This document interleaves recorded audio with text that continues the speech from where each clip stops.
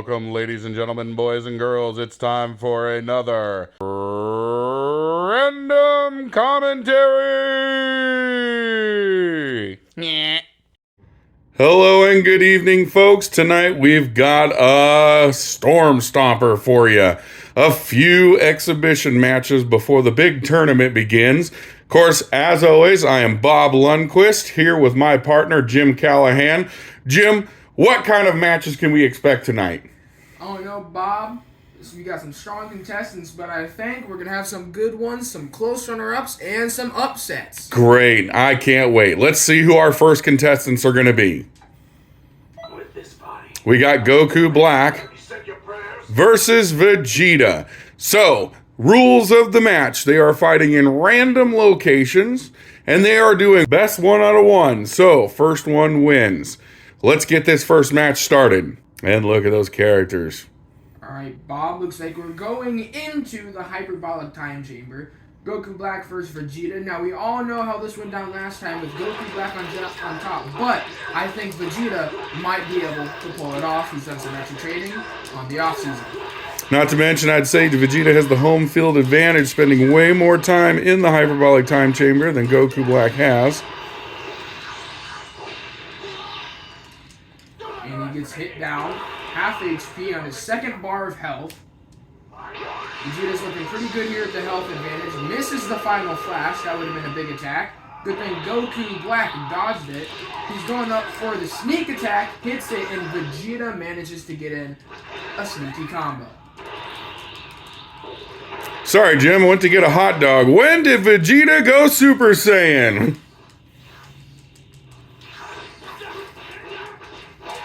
Vegeta, he's in here, hitting some combos on Goku Black. Hits a big attack, goes for the final flash, hits it, Goku Black. What a combo. Let's see that in instant replay. Hitting some combos on Goku Black. Hits a big attack. Alright, folks, we're back. They're flying around looking at each other. Goku Black is on the ropes. About to be taken down by Vegeta. Goku Black would need a miracle to come back here. Barely hits that attack there, and Vegeta will end it. With the picture finish punch to the face. What a classic. Alright, what an intense first round. It was kind of an underdog victory.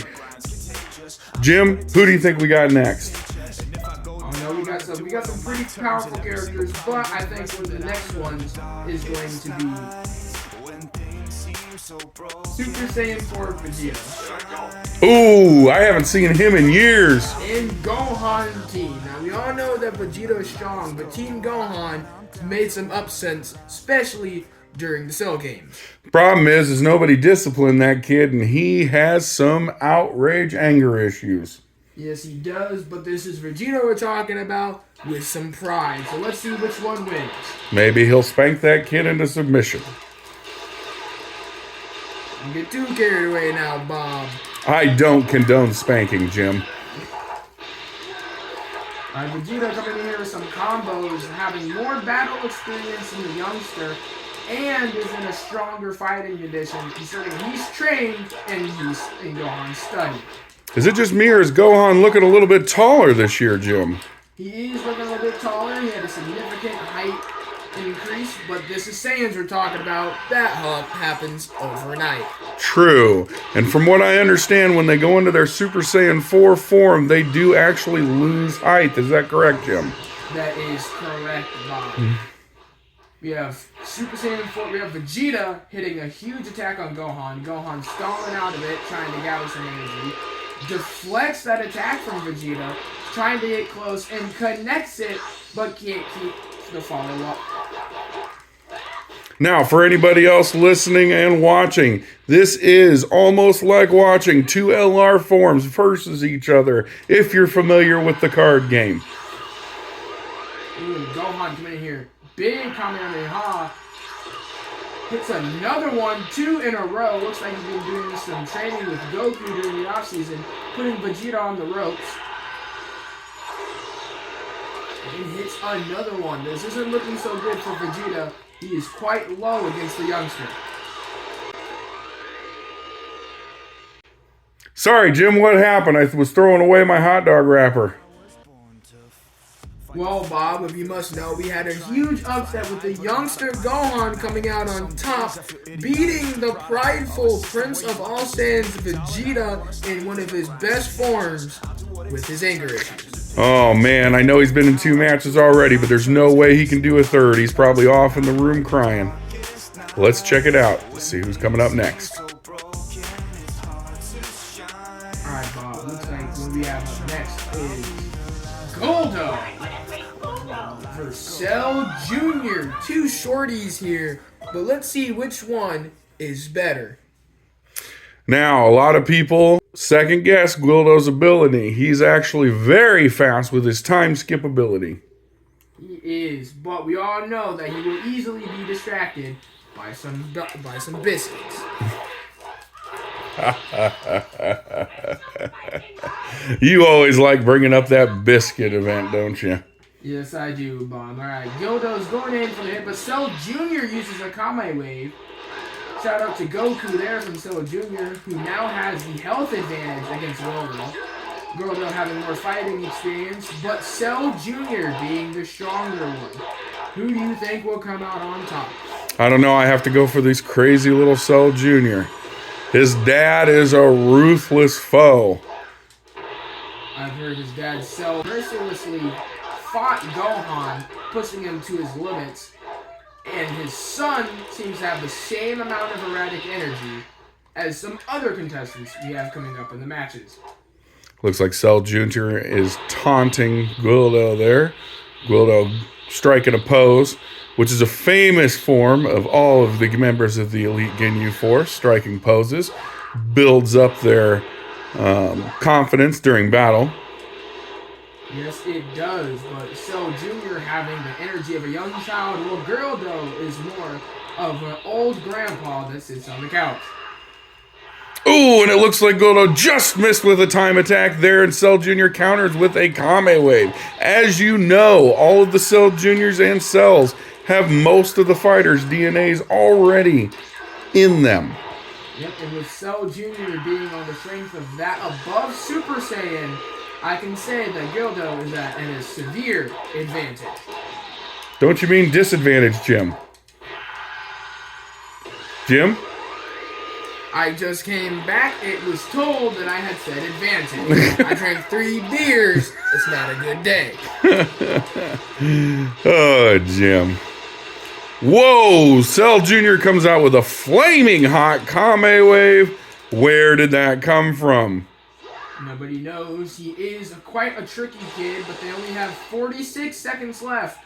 And so Junior is taking quite a lot of damage, hitting Gildo with an attack, but he deflects it.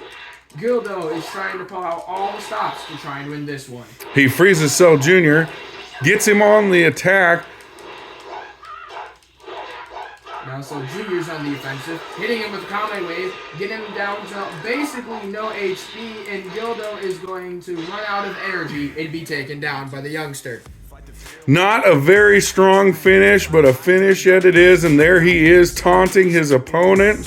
Holy cow, we got time for one more battle, Jim. Who's it gonna be? Next up, the next battle, final battle, is going to be an intense fight from Videl against Piccolo. Perfect. As the fighters are getting ready to get out to the arena, we bring in Bean Boozled. Troy, the new Bean Boozled fiery for a challenge. You'll die. And we're back. Look at this intense action already being carried on at the Cell Arena. Yes, it is. Piccolo is at an advantage against Videl. He has more fighting experience and is stronger, but their fighting styles will be similar, considering Piccolo taught Gohan and Gohan taught Videl. Yeah, what a crazy, twisted story this ends up being. Looks like Videl and Piccolo just keep switching off. It's almost like Piccolo is having a challenge against this 16-year-old human girl. It is looking like that, but Piccolo is not taking that much damage. Dodging the attacks, we all know how Piccolo is at dodging. And is now leading the offensive against Videl, who is almost down to her final bar of HP. Yeah, that's pretty sad. And Not to mention, we don't want to withhold Piccolo's secret. He is wearing weighted clothing. He is wearing weighted clothing. If he takes it off, I have to say, this battle might already have been over. He's now taking some Ki Blast attacks from Videl, having a hard time dodging, trying to counter them with his own. He needs to get up close here, else he might not. Oh, and Piccolo does a special beam cannon. Oh, and Videl takes advantage. Videl took advantage right there, hitting him while he's trying to charge with his spear. But Piccolo now dodging with Videl on the offensive. Can Piccolo come back here, or will Videl manage to make a comeback? Oh, Videl flew right into that special beam cannon, taking her down. Half HP on her final bar. Piccolo has the biggest health advantage I've seen out of all the matches so far. Let's see if he can clean it up and end it right here. It looks like Jim, this doesn't look good for Videl. She's probably 1 or 2 attacks away from defeat. It does not look good for her at all. Let's see if she can pull out any of her father's moves and somehow take a win. It's too bad her father isn't in this match. The great Hercule could definitely beat Piccolo.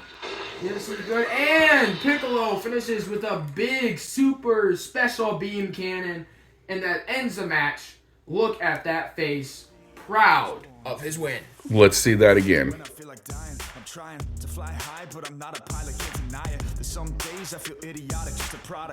All right, folks, this has been a special presentation and a special exhibition match brought to you by Begurkin Family. I am always Bob Lundquist, and with me, Jim Callahan. Jim, any final words? Only final words I have to say is I cannot wait for the semifinals. Me neither, Jim. Me neither.